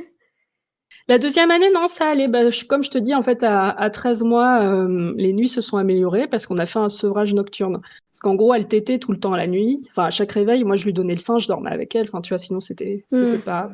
c'était pas possible, quoi. D'accord. Et donc, à 13 mois, on a profité des vacances d'été pour que mon mari dorme avec elle et voilà, qu'il la berce, etc., dès qu'elle se réveillait. Et en fait, tout de suite, elle a espacé ses réveils. Ah oui. Donc ouais, ça a super bien marché. Alors, elle est peut-être passée de 10 à 5 réveils, et puis petit à petit 4, 3, 2, enfin, tu vois. À 16 mois, elle a fait sa première nuit complète. Waouh. Et après, elle en faisait genre une par mois, une toutes les 2 semaines, une toutes les semaines, tu vois. Ça a été très progressif, mais Ouais. Mais c'était cool, quoi. Enfin, après, quand elle faisait 1 ou 2 réveils tétines, c'était que dalle, quoi, tu vois. Comparé à ce que vous aviez Ah vécu, bah ouais, effectivement. c'était des nuits royales, hein. Donc on va juste rester sur première année cauchemardesque. Voilà, c'est ça. Non, franchement, la deuxième année, elle était cool, globalement. Ok. Et vous avez eu envie d'un deuxième? Oui, oui, oui. Bah alors, dès le départ, en fait, on savait qu'on voulait pas d'enfant unique. Ok. Et moi, c'est vrai que même dans les moments les plus difficiles avec Lou, je savais que je voulais un deuxième quand même, tu vois. Mais d'ailleurs, ça rajoutait un peu à la difficulté dans le sens où je me disais, je vais devoir repasser par tout ça, tu vois. Ouais. Je me disais, oh là là, mais c'est fou. Et en même temps, je voulais pas du tout renoncer à ce projet de deuxième enfant, hein, mais je me disais, ça va être dur, quoi, tu vois. Et alors au début, on s'était dit 3 ans d'écart. Et puis quand Lou a eu 1 an, on avait quand même envie, tu vois, un peu de se relancer. On se dit, oh là là, quand même, un petit bébé, machin. Mais en même temps, on dormait pas, donc Oui. c'était pas du tout une bonne idée, tu vois. Donc on a attendu, et puis on s'est lancé quand elle a eu 2 ans finalement. Et c'est pas venu tout de suite, malheureusement. Ça n'a pas fonctionné comme la première fois, comme ça, du premier coup. Donc les mois passaient et puis je tombais pas enceinte. J'ai eu 2 fois ce qu'on appelle, que tu connais, les grossesses biochimiques. Oui, d'ailleurs, j'en ai Euh, fait des posts pour bah celles qui sont oui, ouais, ouais. intéressées par la question ou qui se demandent ce Voilà. que c'est. Donc grossesse biochimique, c'est quand on fait un test positif et puis qu'en fait, bah, on a ses règles dans la foulée ou le lendemain ou 2 jours après, quoi. Donc c'est une fausse couche très précoce. Et donc j'ai eu 2 fois des fausses joies. Et puis non, finalement, j'étais pas enceinte. Donc voilà, les mois passaient, les mois passaient, les mois passaient. J'ai fini par, enfin, on a fini par aller voir une gynécologue spécialisée en fertilité qui nous a prescrit un bilan. Donc on en était à notre 12e mois d'essai à ce moment-là. Ouais. Et donc ouais, ça commençait enfin, dans l'absolu, je sais que c'est pas beaucoup, hein. Mais moi, je le vivais très, très, très mal. J'étais totalement focus en fait sur ce projet et je le vivais comme un échec, quoi. Donc 1 an, c'est mmh, certes le délai classique avant de consulter, ça reste long. ouais, ouais, ça reste long. Mais bon, je sais que c'est que dalle par rapport à beaucoup de couples qui malheureusement doivent attendre bien plus longtemps, tu vois.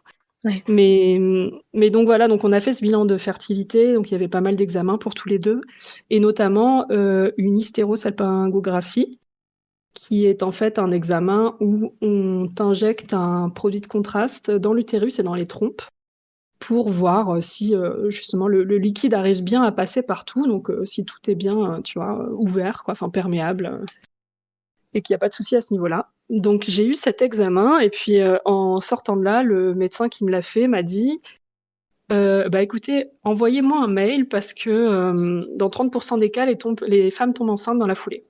Donc si vous faites partie de ces 30%, envoyez-moi un mail. Et j'ai OK. pu lui envoyer un mail parce que effectivement, je suis tombée enceinte à ce moment-là. Donc Chouette. ouais, ouais, ouais, trop cool. Ça a débouché des choses. Bah peut-être, ouais, faut croire. Enfin, voilà, on saura jamais exactement, hein, Oui. mais en tout cas, ça a été le cycle qui a marché, quoi. Donc au Donc bout de 12 mois. 1 an. alors en fait, c'était 12 cycles, mais moi j'avais des cycles très courts. Donc en vrai, ça faisait 10 mois. OK. Mais voilà, moi j'avais des cycles qui s'enchaînaient très vite, quoi.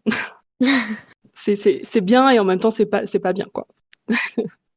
Ouais, Tu as parce des, que tu vois? ça fait des Bah, des tu vite une phases nouvelle lutéales. chance et en même temps, Ouais. t'enchaînes les échecs, tu enchaînes les échecs très rapidement, quoi. Tu avais des cycles de combien de jours?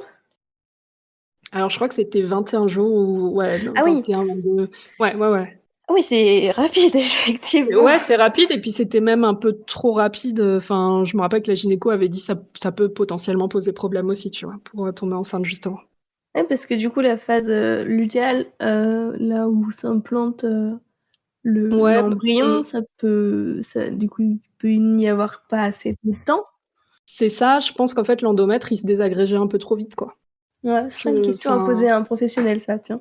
Ouais, et d'ailleurs l'hystéro a mis en valeur, enfin a démontré en tout cas que j'ai, de l'adénomiose qui est une endométriose de l'utérus et Et donc le docteur là m'avait dit, il va falloir faire une IRM parce qu'à mon avis vous avez de j'ai du mal à dire ce mot, endométriose ailleurs.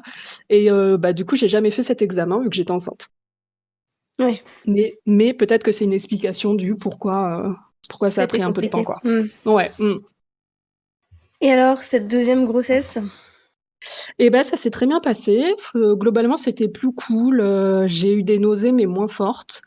Bon j'étais quand même fatiguée mais moins au final je crois. J'étais par contre très stressée à l'idée de faire une fausse couche tout le premier trimestre. J'étais Hmm. très, très tendue par rapport à ça. Et À cause bon, voilà. des grossesses biochimiques ou Ouais, sans doute, de sans doute. Et base? puis alors, je pense parce que j'avais entendu plus d'histoires entre-temps, tu vois, j'étais moins naïve, Hmm. quoi, tu vois. Et donc, je me suis dit, si ça arrive aux autres, ça va m'arriver. Et puis, ouais, les grossesses biochimiques, le fait que ça avait pris du temps, tu vois, je me suis dit, enfin, il n'y a pas de raison que tout à coup tout aille bien, tu vois. Je me suis dit, Ouais, je vois ça va bien. nous tomber dessus. Pourquoi se réjouir, tu vois. Donc ouais, j'étais quand même stressée. Puis bon, j'ai quand même fini par me détendre au bout d'un moment, tu vois, milieu de grossesse. Je me suis dit, bon, allez, pas de raison. J'étais quand même, tu vois, j'ai quand même gardé une petite. Que je me suis dit, bon, j'ai peur de la fausse couche, après j'ai peur d'une malformation, après j'ai peur de refaire une menace d'accouchement prématuré. Enfin, tu vois, t'as toujours une raison de t'inquiéter, quoi. Ouais. Mais bon, voilà. Mais c'était plus cool, quoi, globalement. Et puis c'est passé vite parce que j'avais déjà un enfant, quoi. Et la fatigue, c'était moins Ça fort? allait parce que je bossais de chez moi. Du coup, entre-temps, j'avais créé mon entreprise, donc je travaillais depuis mon domicile. Par contre, j'avais du mal le soir parce que j'étais toute seule avec ma fille aînée et j'avais un peu ma jauge de patience à zéro, quoi. Donc, dès qu'elle était un peu trop, qu'elle me stimule, elle me sollicitait un petit peu trop, moi, tu vois, j'étais complètement Ouais. au bout du rouleau. Je lui criais dessus et la pauvre, je lui ai beaucoup crié dessus pendant ma grossesse parce que j'étais très vite à bout. Je pense que ça n'a pas été très drôle pour elle d'avoir une maman comme ça, fatiguée et pas très patiente. Ton mari travaillait beaucoup? T'avais aucun relais? Bah, en fait, il travaille tard le soir. Enfin, alors c'est encore plus le cas maintenant, il fait des grosses, grosses semaines, donc je le vois pas le soir. Donc le soir, je suis toute seule à m'occuper, bah, à l'époque, de Lou et maintenant des enfants. Donc effectivement, c'était à moi de gérer, tu vois, le repas, le coucher, etc. Mmh. Ouais. J'ai enceinte, enceinte avec un aîné de 3 ans? Elle avait 3 ans, ouais, ouais. 3 ans? Oui, mais ça se comprend que tu sois très fatiguée et que ta patience, Ouais.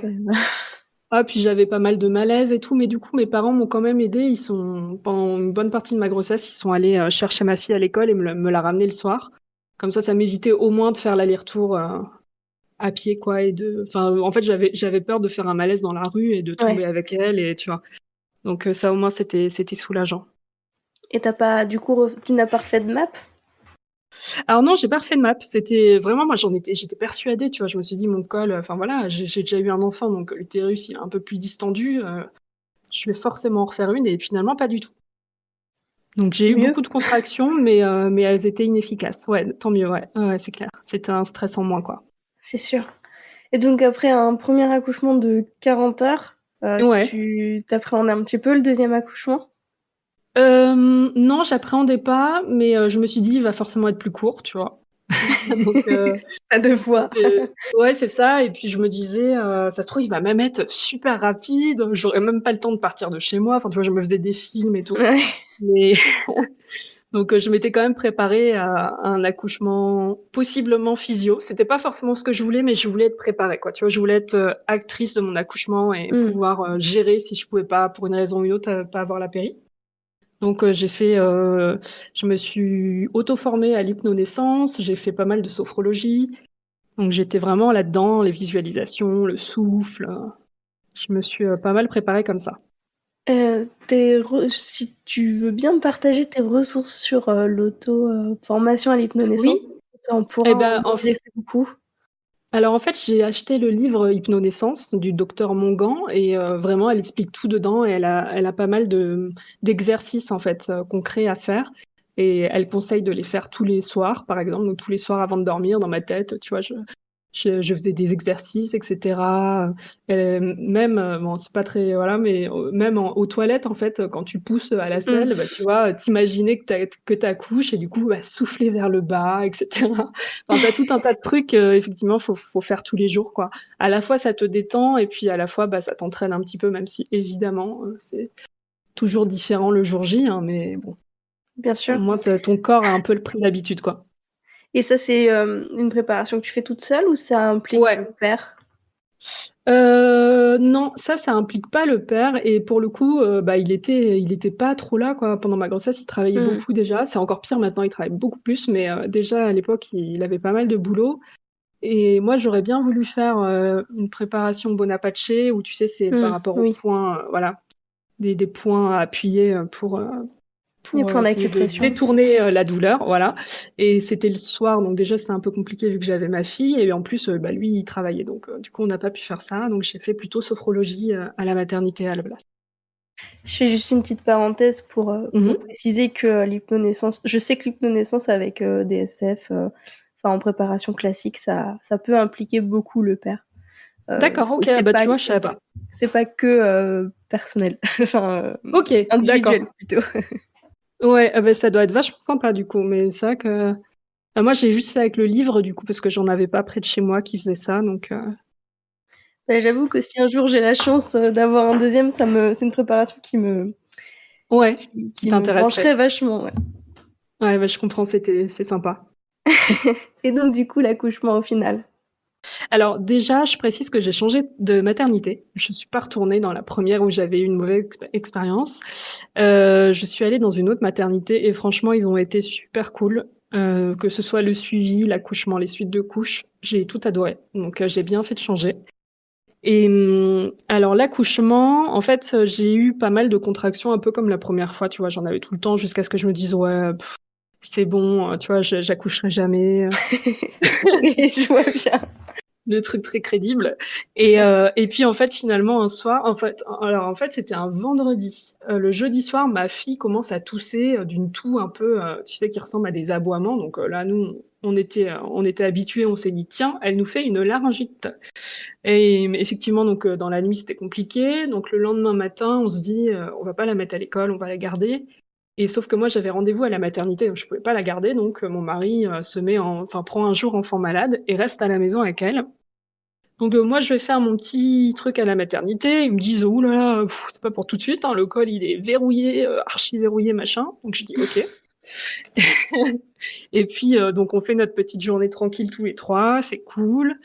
Et le soir, je recommence à avoir des contractions. En fait, j'en avais tous les jours à 17h, tu vois? Ça commençait à 17h et puis ça durait quelques heures et ça s'arrêtait. T'as un truc Et ce avec les soir-là, ça 5 heures toi, hein? 5 heures, ouais, 17 heures. ouais, c'est vrai, c'est vrai, c'est vrai. Et du coup, c'est vrai que en fait, j'avais des contractions aussi, bah, quand mon mari était là, tu vois, comme la première fois. Je voulais pas accoucher sans lui, quoi. Enfin, il aurait été là, bien sûr, mais tu vois, je voulais qu'il Oui, je soit là vois dès bien. le début.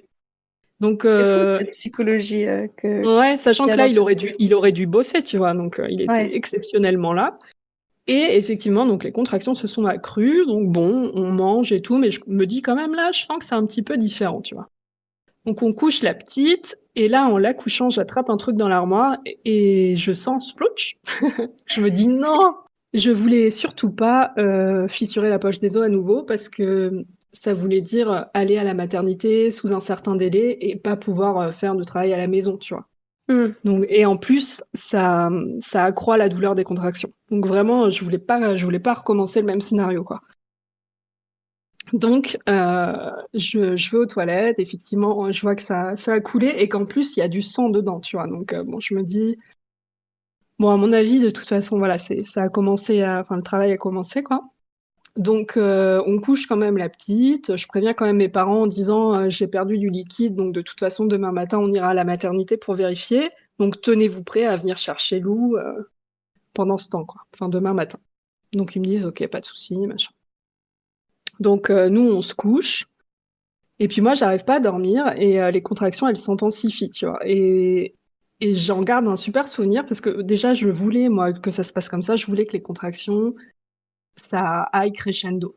Parce que la première fois, rappelle-toi, c'est passé de rien à Oui. tout en une seconde, quoi. Ouais.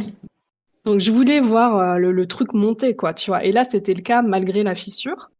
Et je me rappelle, j'étais allongée dans mon lit, je sentais mon bébé qui bougeait à l'intérieur de moi, et en même temps, je sentais les contractions. Enfin, je sais pas, j'étais dans un... Tu vois, mon mari dormait à côté de moi, ma fille, elle dormait dans l'autre pièce. C'était un beau moment, quoi, tu vois. Je me disais, c'est les derniers moments où je sens ma fille à l'intérieur de moi, et c'est qu'à moi, quoi. Là, je suis toute seule, je sais pas, ça avait un côté un peu secret et un peu précieux. Une connexion avec ton bébé, toi, juste toi et C'est ton ça, bébé. c'est ça. Donc, je regarde un peu les heures passées, 22h, 23h, tu vois, et là, on approche de minuit, et puis je me dis, bon, là, je commence quand même à souffler un peu, tu vois, ça devient un peu plus régulier, un peu plus douloureux, donc je commence à les enregistrer sur une appli, où je vois c'est toutes les 7 minutes, puis c'est toutes les 5 minutes, donc là, je me dis, bon, c'est quand même un deuxième bébé, le temps que je réveille mon mari, que j'appelle mes parents pour qu'ils viennent chercher la petite, etc., qu'on aille à la maternité, il faut quand même que je tarde pas trop, quoi. Donc je me lève, j'appelle la maternité, je leur dis bah voilà, j'ai fissuré il y a tant d'heures, il y avait du sang et puis là j'en ai toutes les 5 minutes. Donc ils m'ont dit oui oui, venez tout de suite, venez tout de suite. Donc je réveille mon mari, etc. etc. Bon, bref, et le temps qu'on gère tout ça et qu'on arrive, je crois qu'on est arrivé à 1h45 du matin.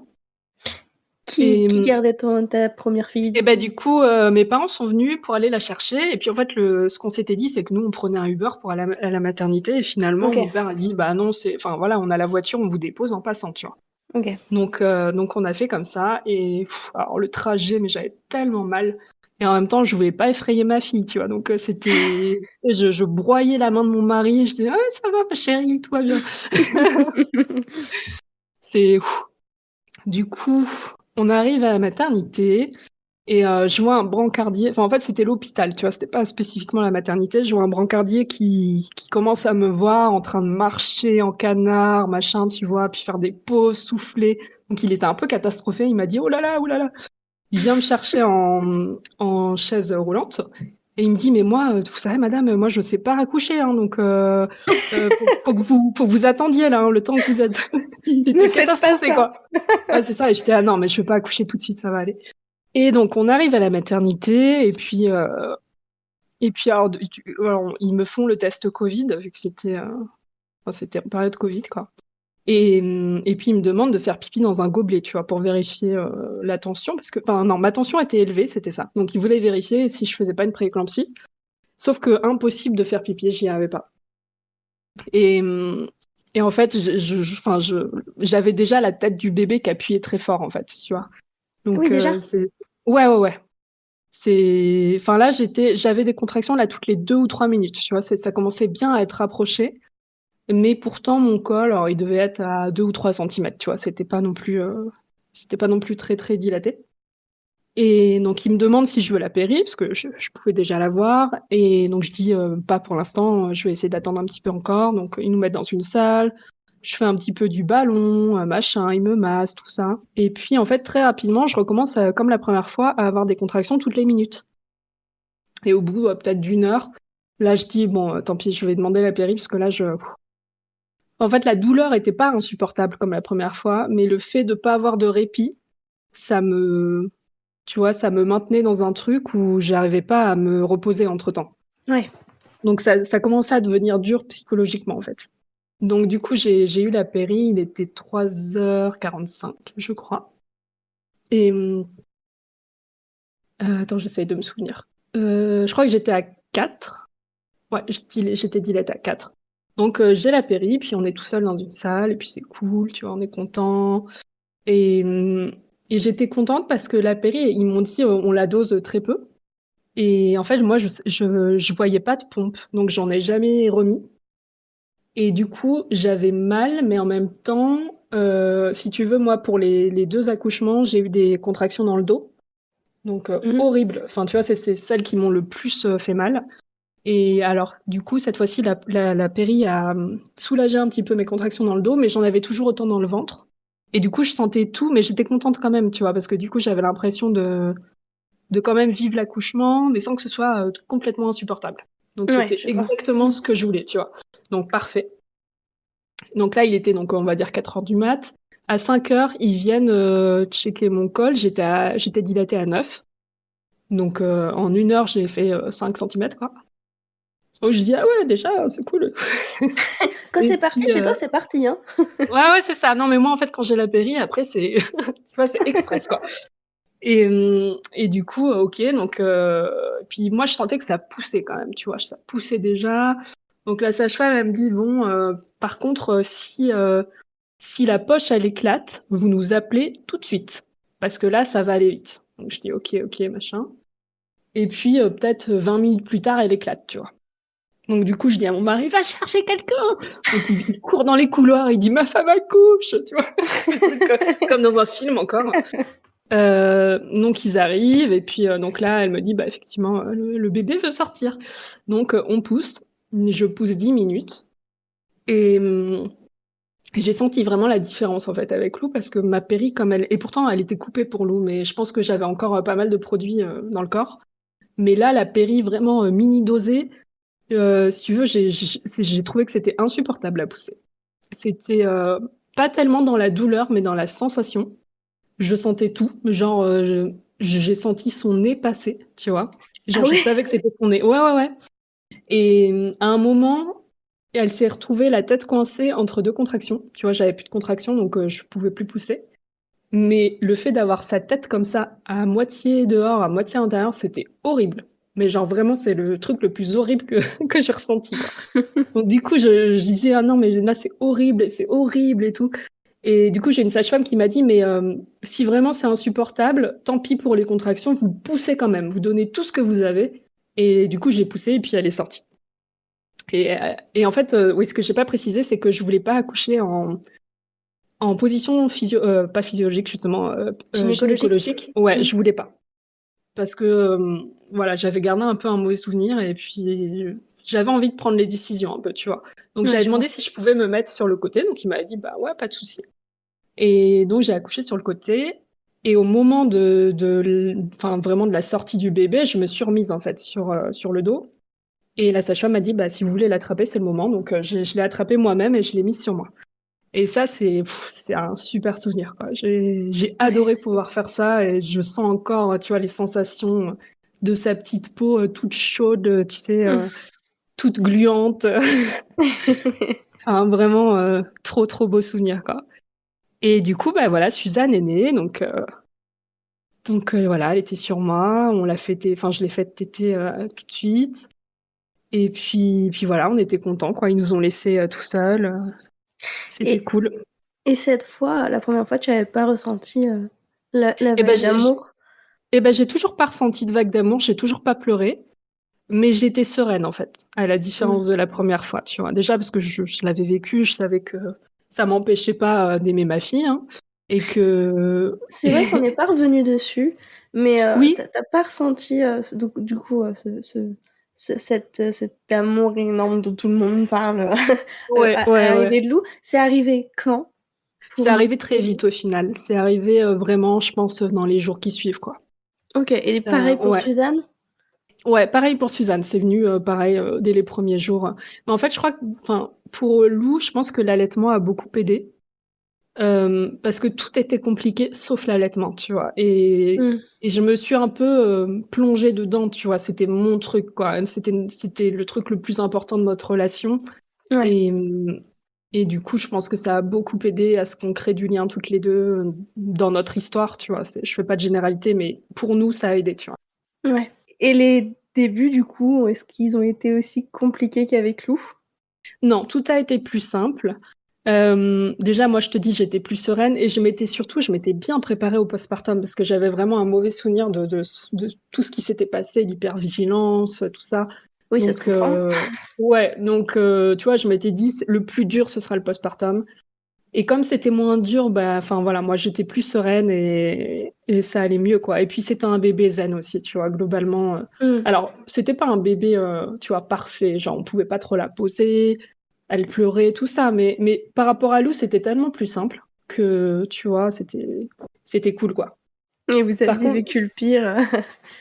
ouais, c'est ça. Et puis, par contre, c'est vrai que jusqu'à ce qu'elle ait peut-être 4, 5, voire 6 mois, on était un peu sur le qui-vive de se dire à quel moment ça va, tu vois, la Mmh. situation va se détériorer et ça va devenir l'enfer. Et c'est jamais arrivé, mais tu vois, on était quand même. Ouais, dans l'angoisse que ça arrive. Ouais, c'est ça, on n'était pas complètement, tu vois, rassurés, quoi. On se disait à un moment, là, ok, c'est cool, mais tu vois, ça va venir, quoi. Ouais. Et C'est obligé, ça l'allaitement, va ça venir. s'est passé avec Suzanne aussi, comme avec Alors, Lou? bah, au début, j'étais contente parce qu'elle a bien pris le sein et tout, donc je me suis dit, bon, nickel, tu vois, trop forte. Et en fait, enfin, j'avais pas remarqué, mais elle le prenait mal. Elle ouvrait, alors je pense je me rappelle plus trop, je crois qu'elle ouvrait bien la bouche, mais elle ventousait pas. Donc il y avait de l'air qui passait. Et alors du coup, elle digérait pas très bien, enfin, tu vois, elle était tout le temps gênée. Et moi, j'ai eu très vite des crevasses qui m'ont fait un mal de chien, et donc j'ai eu beaucoup de mal à me débarrasser. Mais j'avais pris un peu les devants parce que Lou avait eu un frein de lèvres qu'on avait fait couper quand elle avait 4 mois. Mhm. Et moi, enceinte, j'avais déjà pris le rendez-vous pour Suzanne, si tu veux. Parce Chez que je qui? savais que c'était alors chez un praticien qui s'appelle le docteur Rousselet, qui est en région parisienne. Un ORL? Et ouais, c'est un ORL, ouais. Ok. Et je sais que c'est hyper difficile d'avoir rendez-vous chez lui, donc j'avais pris vraiment les devants, tu vois, je sais pas, 3 4 mois avant, tu vois, j'avais pris un rendez-vous. Donc et le rendez-vous était prévu pour ces 3 semaines à peu près. Du coup, effectivement, on a fait couper ses freins à ce moment-là, parce qu'elle avait aussi un frein de langue. Et bah, pour le coup, en fait, ça a aidé. C'est vrai qu'on a eu 2 semaines compliquées après, où vraiment il a fallu rééduquer sa langue, etc. Et après, elle a enfin ventousé le sein et elle a très bien tété par la suite. Et vraiment, ça s'est arrangé à ce moment-là. Donc il y a juste eu le premier mois où voilà, c'était compliqué. Moi, j'avais très mal. Et puis elle était quand même gênée au niveau digestif. Ouais. La rééducation de la langue, ou tout ça, Mm. vous l'avez fait vous-même avec des exercices ou elle a été suivie derrière par quelqu'un d'autre qu'un ORL? Elle a été suivie un petit peu par une ostéo, mais sinon, globalement, on le faisait nous-mêmes. Mais en fait, autant pour Lou, je pense qu'on aurait vraiment pu s'en passer. On l'a juste fait parce qu'on voulait voir si ça pouvait avoir un impact sur son reflux. Mhm. Et puis, ça n'a rien changé. Donc, je pense qu'on n'aurait pas dû le faire.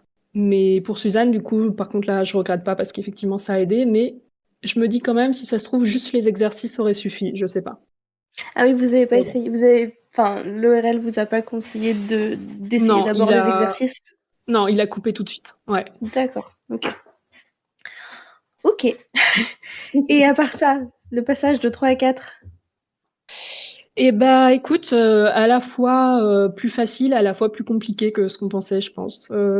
Déjà, donc moi, comme je te dis, j'étais assez sereine, je m'étais bien préparée au postpartum. Mon mari, c'était l'inverse. Il était quand même assez confiant. Oula. Il était assez confiant. Et, hum, et finalement, ben, la naissance de Suzanne, avec, tu vois, ben, même si c'était un bébé plus zen, elle avait quand même un petit RGO, puis bah, elle avait les trucs classiques, tu vois, les pleurs du soir, les Hmm. coliques, enfin, elle était gênée, et voilà, bébé qui pleure, quoi, avec, tu sais, les pleurs de nourrisson, vraiment, tu sais, qui te prennent aux tripes, quoi. Et je pense que ça, il s'y attendait pas, ou il se souvenait plus, ou je sais pas, mais en tout cas, ça l'a beaucoup secoué, quoi. Donc moins facile pour mon mari que ce qu'il pensait, un peu plus facile pour moi que ce que je pensais.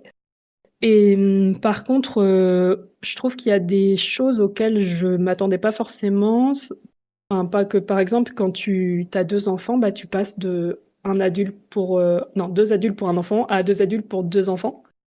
Et puis, bah, tu retombes dans, voilà, un bébé qui est complètement dépendant de toi et qui a besoin de toi pour tout, alors que toi, tu étais habitué à avoir un enfant autonome. Donc, il y a, voilà, quand même, toute la logistique est quand même plus compliquée, quoi. Ouais. Parce que c'est vrai qu'on dit tellement que le plus dur, c'est le passage de pas d'enfant à un enfant, ce qui est vrai. Mais le un enfant à 2 enfants, il est quand même pas négligeable. Ouais, j'imagine, oui. De toute façon, c'est pas une lettre à la poste, hein, ça reste un Ouais, c'est bébé ça. avec C'est ça. qu'il faut apprendre, dont il faut apprendre le mode d'emploi. Ouais, c'est Et clair. comme c'est un bébé, le mode d'emploi, comme tous les bébés, change tout le temps. Ça Ouais, reste un bébé, c'est quoi. ça. Sinon, un truc dont j'ai pas parlé, c'est que après mes 2 accouchements, alors j'ai vécu une période pas difficile, un peu difficile, enfin surtout pour Lou, mais que j'avais pas nommé, si tu veux. Et c'est vrai que quand j'étais enceinte de Suzanne, je suis un peu revenue dessus avec une sage-femme qui m'a dit, bon, c'est pas un baby blues, hein, clairement. C'était peut-être pas une dépression du postpartum, mais pas loin.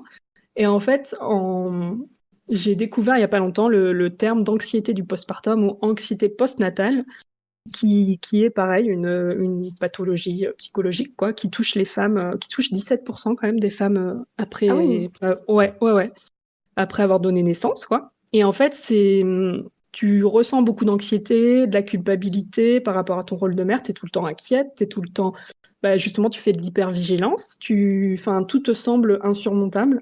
Et donc, t'es pas déprimé, mais t'es quand même pas, tu vois, dans une bonne place, quoi. Tu te sens pas bien. Et je pense que je l'ai fait pour les deux, en fait, parce que pour Suzanne aussi, même si c'était plus facile, ça a quand même ravivé des trucs, tu vois.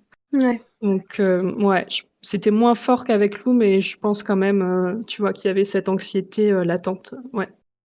Je pense que je ferai un peu de recherche, sur ce Ouais, terme-là, peut-être pour en faire un article, un peu plus détaillé parce que c'est vrai que ouais, c'est carrément. quelque chose dont je n'ai jamais entendu parler et je pense Bah que non, ça c'est clair. n'intéressera pas que moi. Ouais, ouais, non, mais c'est clair, on n'en parle pas, hein. Moi, j'ai vraiment découvert ça il y a quelques mois, tu vois, Ouais. alors que ça touche quand même beaucoup de femmes. Bah oui, Et ça, 17%, c'est énorme. ça, et puis tu vois quand même beaucoup de femmes qui se disent, bah, tu vois, j'ai fait un truc qui était peut-être pas une DPP, mais qui était quand même Mmh. pas rien non plus, tu vois. Et c'est vrai que ça peut aider de le nommer, en fait.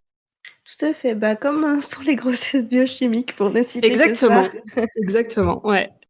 Et maintenant, comment ça va? Et ben ça va. Donc là, au moment où je te parle, Suzanne, elle va bientôt avoir 10 mois. Donc on approche la fin de la première année. Et franchement, je trouve que c'est passé hyper vite.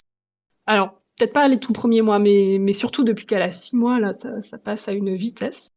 Elle va à la crèche depuis 3 mois, ça se passe super bien. Enfin bon, franchement, c'est cool, quoi. Tu vois, il y a des moments moins faciles, mais bon, globalement, ça va. Je dirais que dans les moments moins faciles, il y a le fait que du coup, pour le tunnel du soir, je suis toute seule, donc je gère les deux toute seule, du coup, le soir. Mais bon, en général, ça se passe bien. C'est juste que, enfin, tu vois, il suffit que j'ai ma jauge de patience un petit peu à 0 ou 1 ou 2, Ouais. et là, c'est tout de suite plus compliqué, tu vois. Mais parce que Lou, elle veut me parler, elle veut me raconter des choses, elle veut me demander des choses, et puis elle parle non-stop, et puis elle me sollicite. Et à côté, il y a Suzanne qui a des besoins qui ont besoin d'être, voilà, réglés, quoi. Elle a besoin de manger, elle a besoin d'être changée. Et il y a tout Un ça à bébé. faire en même temps, et t'es Ouais. un adulte pour deux enfants qui sont quand même petits. Et des fois, c'est compliqué. Mais bon, globalement, ça va. Et les filles s'entendent bien? Ouais, ouais, ouais, elles s'entendent très bien, elles s'adorent l'une l'autre. Je pense que ça va commencer bientôt à y avoir peut-être un peu plus de, tu vois, d'accrochage, mais il y a un petit peu de jalousie. Enfin, il y a de la jalousie, un petit peu de Lou envers Suzanne, et encore ça va. Et je commence à avoir de la jalousie de Suzanne envers Lou. Et ça, Ah oui. ouais, c'est presque marrant à voir en fait, parce que tu vois, une fois là, récemment, je faisais un câlin à Lou, et ben Suzanne n'était pas contente. Elle s'est mise un peu en colère. Elle voulait Je pense son qu'elle câlin. disait, ouais, c'est ça, elle a commencé à parler et tout, tu vois. Je pense qu'elle disait, c'est ma maman, attends, qu'est-ce que tu fais? Donc, voilà, ça commence un petit peu. OK, j'aurais une dernière question. Mhm. Si tu pouvais changer une et rien qu'une chose dans notre société, ça serait quoi? Et ben, pour rester un peu dans ce thème, je dirais l'accompagnement des jeunes parents, parce que on est un peu lâché dans la nature quand même, hein, quand on accouche.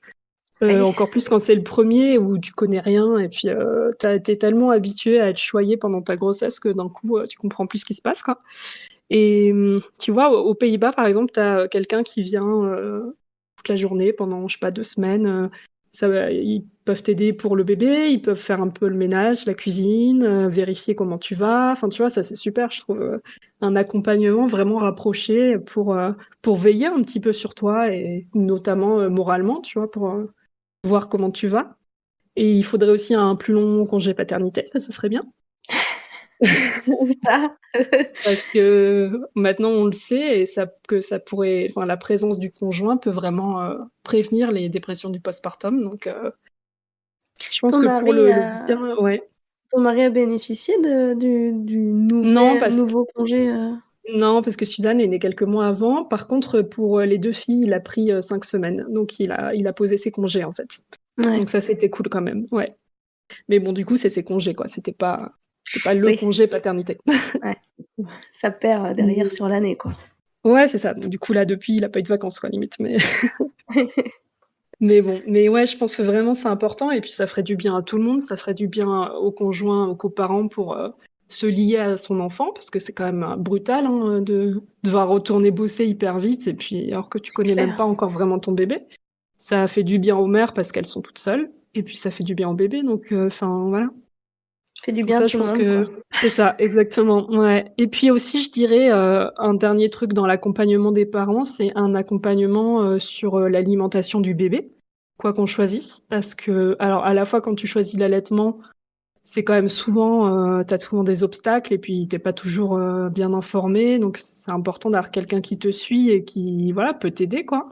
Et pareil, quand tu choisis le biberon, tu es un peu lâché dans la nature, on te dit pas, enfin, on t'aide pas à choisir un lait ou alors, on te dit: «Bah, tu prends celui de la maternité», tu vois? Donc, Mmh. il y a un peu du lobbying, quoi, derrière et c'est pas trop objectif, donc voilà, je pense qu'on est un peu tous, lâchés dans la nature et on devrait être, un peu plus suivis de plus près, quoi. Ouais, accompagné, même après Ouais, la sortie accompagné. du bébé, quoi. Ouais, exactement, ouais. Merci beaucoup, Flo. Ben, merci à toi. Voilà, j'espère que cet épisode t'aura plu et que l'histoire de Flo aura permis, au choix, de te donner quelques clés pour un problème ou peut-être juste te faire sentir moins seul. Comme le dit l'adage, chaque grossesse est unique et finalement chaque maternité aussi. Je t'invite à venir parler de cet épisode sur mon Instagram, @première_, mais si, tu sais, le tiret du 8 couche. Je mets de toute façon le nom dans la description de l'épisode. Pour m'aider à faire connaître ce podcast, je t'invite également à lui laisser une note et un commentaire sur les plateformes ayant ces possibilités, mais surtout, à partager l'épisode autour de toi pour que, peut-être, il puisse aider une maman de plus. Sur ce, à très vite!